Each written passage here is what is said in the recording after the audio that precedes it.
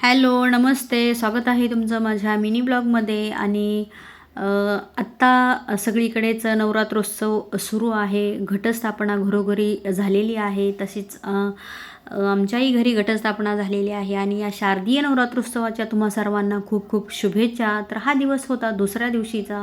दुसऱ्या दिवशी रंग होता लाल. तर मी छान लाल फुलांची माळ घटाला अर्पण केलेली आहे आणि ऐश्वर्याने छान मस्त अशी घटाच्या समोर रांगोळी काढलेली आहे. दारातही तिने उंबरट्याचं लेपन करून हळदीचं लेपन करून छान रांगोळी घातलेली आहे आणि घटाची म्हणजे घट कलश तिने काढलेला आहे आणि नंतर तयारी चालू आहे स्वयंपाकाची. तर तिने स्वयंपाकात भाजी बनवली होती, टोमॅटोची चटणी आणि वांग्याची पातळ भाजी.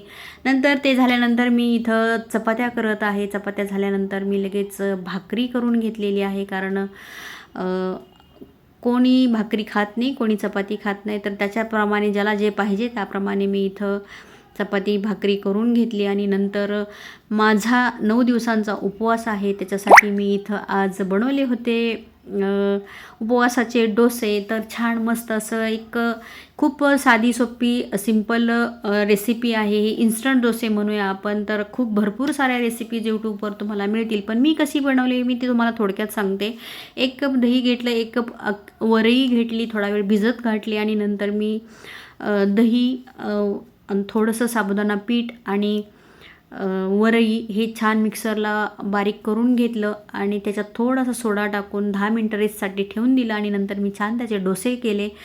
आणि नंतर बटाटा उकडलेला होता, तर त्याची मिरचीची फोडणी देऊन छान असा मी उपवासाला चालेल असा हा बटाटा करून घेतला आणि डोसे उपवासाचे आणि ही बटाट्याची चटणी याचा मी आनंद घेतला. तर छान मस्त जाळीदार असे हे डोसे झाले होते.